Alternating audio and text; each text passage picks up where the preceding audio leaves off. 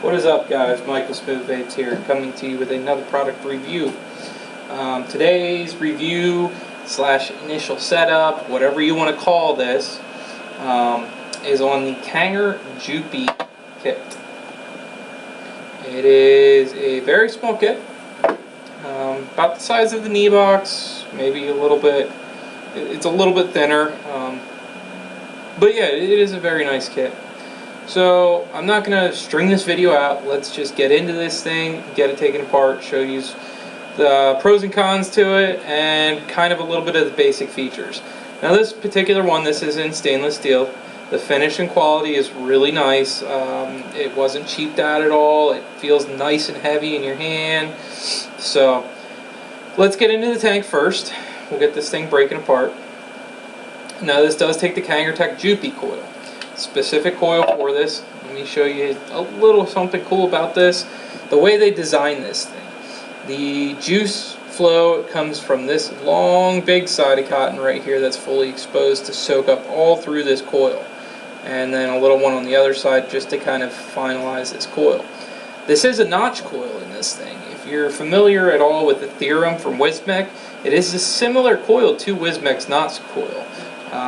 Also, I believe Joytech also has some form of notch coil as well. So, it is a top fill tank. Just unthread the top there. It is a Delrim drip tip on this thing. It is not changeable. You cannot change this drip tip. It does look like it has a 510 input there, so maybe you could add your own drip tip onto it if you want to. But, again, it's not changeable. So, pop this glass off here.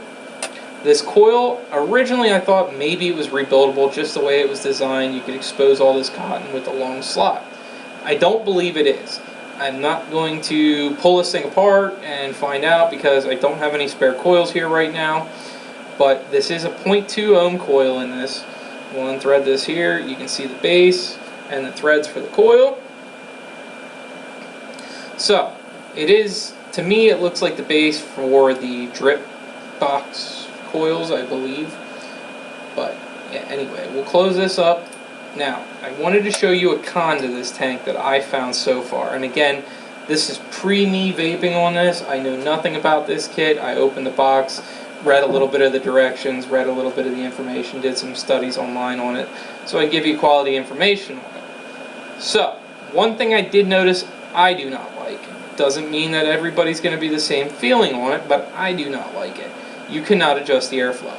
It is one setting only. You can't tighten the pull, you can't loosen the pull. That's it. That's where you're at. Now, put this thing back on the box. I want you to listen very carefully to something here.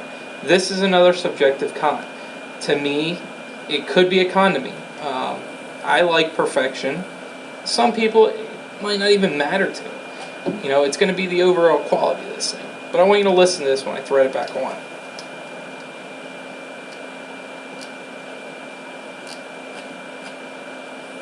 You hear that grinding? Let me take it back off.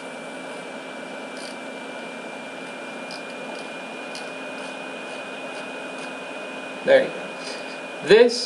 This plastic Delrim drip tip here, the grooves on this thing that help you actually grab it to open the tank up are hitting on this over here, the block of the actual mod. It makes a grinding noise. Again, it's a subjective con. I just wanted to point it out to you guys so you don't think that there's something wrong with it when you hear that noise, but yeah, that's what it is. So, into the mod. It is an 18650 single battery mod, magnetic door, very strong magnets on it. Kangertech's pretty good for that. The fire button's actually up on top here. So, that's kind of cool the way it is right there. So, we'll turn this thing on. 5 clicks turns it on. You can see the screen very clearly. And it is a 75 watt box. You can go up, down, whichever way you want to go. Now, the cool thing is, let me take it the whole way down here. You don't have to actually, if you're lower, you don't have to sit and wait for it to go around. It actually goes around. So, click it again, see, you're back at 7. So, it goes from 7 to 75. Resistance is from a 0.1 to a 2.5 on the coils. The JUPPI coils only come in a 0.2 and a I believe, or 0.4, some odd number there. It is supposed to have a color changing feature to change the screen black to white and with black lettering then. But for some reason, he says in the instructions you hold the power up button, or the fire button and the power up button to change it. Well, I'm doing that and it doesn't change it. I've tried every single way possible. There's a con to it. It doesn't do what it says it's supposed to do. But to reverse the screen, you can hold these two buttons together and it flips the screen 180 degrees, like so. It is a temp mode. 4 clicks, get you into temp mode, and it starts off with nickel. Another 4 clicks, titanium. Another 4 clicks, stainless steel, and another 4 clicks, nichrome. And then back to regular power mode. So pretty much that's all in all with this JUPPI. Again, I pointed out some of the cons to it and the benefits to it. I'm not entirely sure what it's going to vape like, but with a notch coil, if anybody did any research on a notch coil and knows anything about a notch coil, the flavors on a notch coil are simply phenomenal. So I don't doubt this tank's going to throw some massive flavor out of it. Again, the cons to it versus the upside to it. It is small, so it's nice to slide in your pocket, or if you're female, in your purse, or anywhere along them lines. It is a removable 18650, so you can carry a spare battery with, throw a new one in, and it can charge through the USB port. Again, I always recommend external charging, but you can do it. So, would I go out and buy one of these? Yeah, I already have. Now I just got to put it together and actually vape on it so I can give you guys a proper review of my review.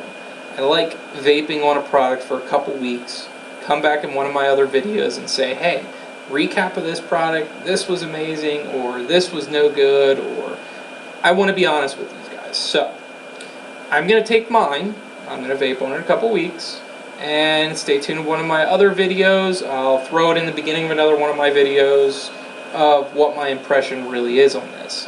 But as of right now, I would definitely go out and purchase one. Not even vaping on it, just knowing that it has a notch coil, just seeing the design of the cotton and everything, I would buy one. It was definitely well worth the try. The price is cheap enough to do it. So, anyway, that's what I have for you today. I'm going to take one final vape here, and we're going to close this video down because it is getting pretty long, and I don't like keeping my viewers out too long. Again, it's Mike with Smooth Vapes. That's the juice I'm vaping on today. It is my Zombie Blood, my absolute favorite. You can purchase it at www.smooth-vape.com. And I'll leave you with this. These guys have a